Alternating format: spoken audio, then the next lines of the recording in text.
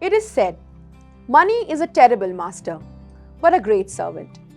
Therefore, it is very important to control the volume of money that is flowing in your economy. Hello everyone, I am Dr. Shumaila Hassan, Department of Economics from the Bhopal School of Social Sciences.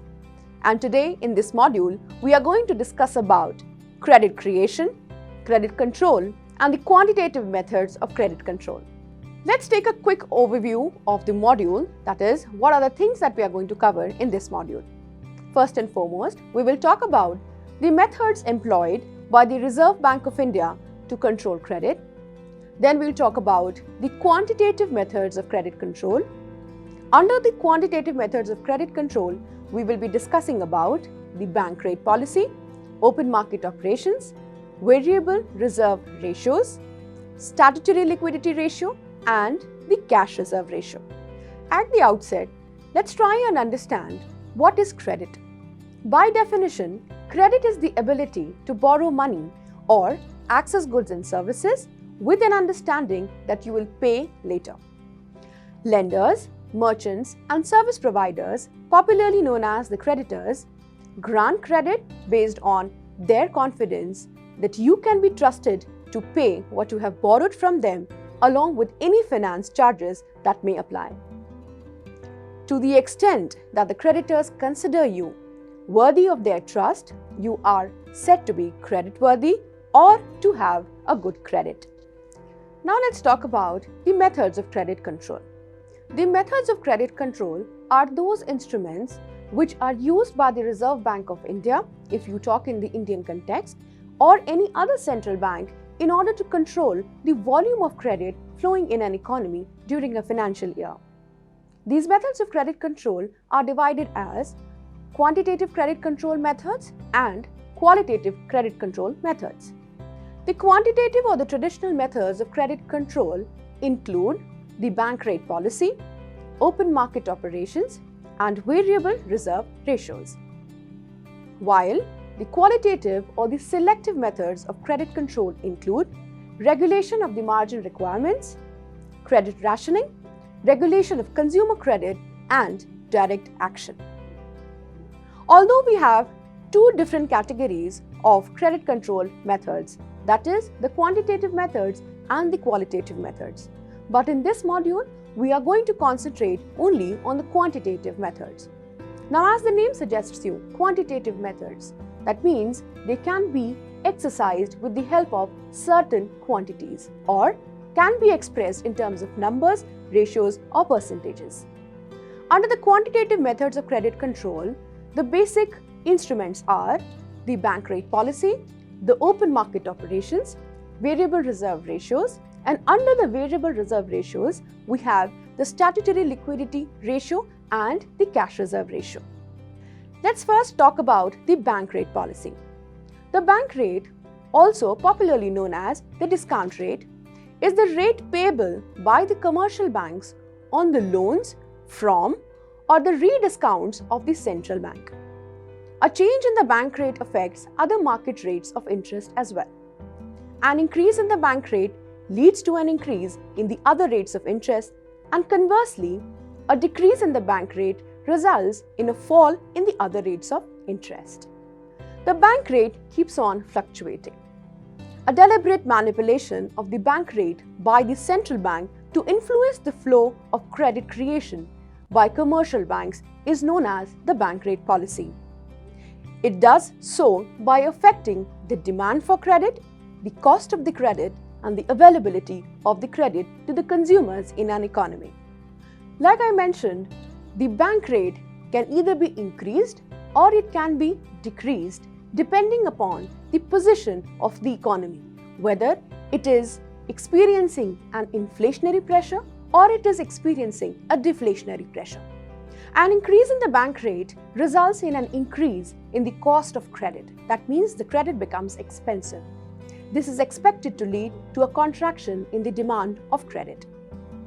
As bank credit is an important component of the aggregate money supply in any economy, a contraction in the demand for credit consequent as an increase of the cost of credit restricts the total availability of money in the economy. and hence may prove as an anti-inflationary measure of control. Now let's see what happens when there is a fall in the bank rate. Likewise, a fall in the bank rate causes other rates of interest to come down. The cost of the credit falls, that means the credit which is available in the economy becomes cheaper. And because the credit becomes cheaper, there is a higher demand for credit in the economy. Therefore, more money and credit will be required for both investment as well as consumption purposes. More money through increased flow of credit comes into circulation.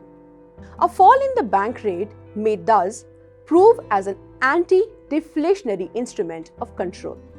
The effectiveness of the bank rate policy as an instrument of control is, however, restricted primarily by the fact that both in the inflationary and the deflationary or the recessionary conditions, the cost of credit may not be a very significant component or factor that influences the investment decisions of the firms.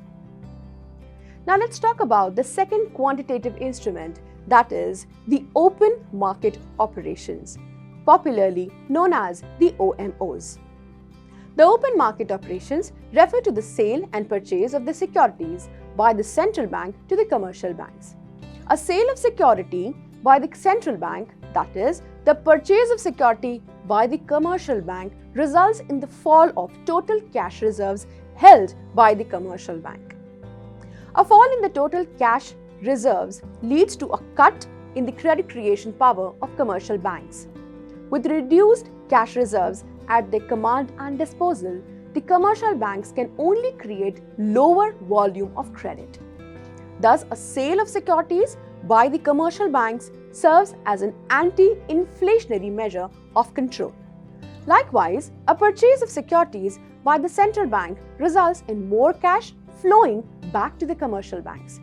With the increased cash in their hands, the commercial banks can create more credit and make more finance available in the economy. Thus, purchase of securities may work as an anti-deflationary measure of control. Now let's talk about the variable reserve ratios as an instrument of the quantitative methods of credit control.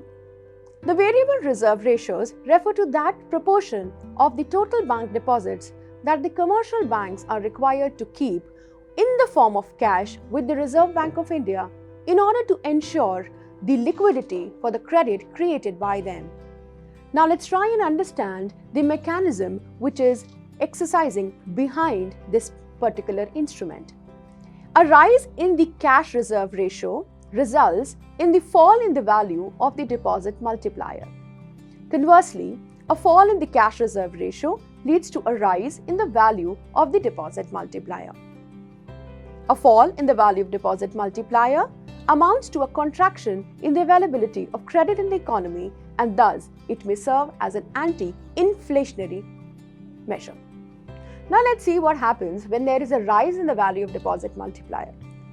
A rise in the value of the deposit multiplier, on the other hand, amounts to the fact that the commercial banks can create more credit and make available more finance for consumption as well as investment expenditure purpose.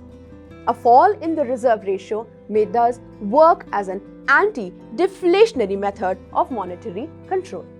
In context to the variable reserve ratios, the Reserve Bank of India employs two types of reserve ratios.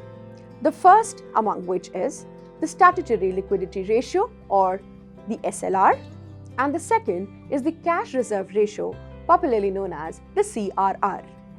Let's first talk about the SLR, or the statutory liquidity ratio. Liquidity, we mean that the amount which we are able to retain as cash with ourselves. So similarly, it follows the statutory liquidity ratio refers to that proportion of the aggregate deposits which the commercial banks are required to keep with themselves in the liquid form. The commercial banks generally make use of the money to purchase the government securities.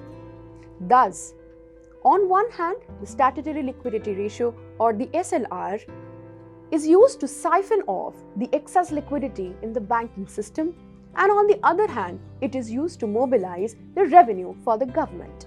And lastly, we are going to discuss about what is the cash reserve ratio.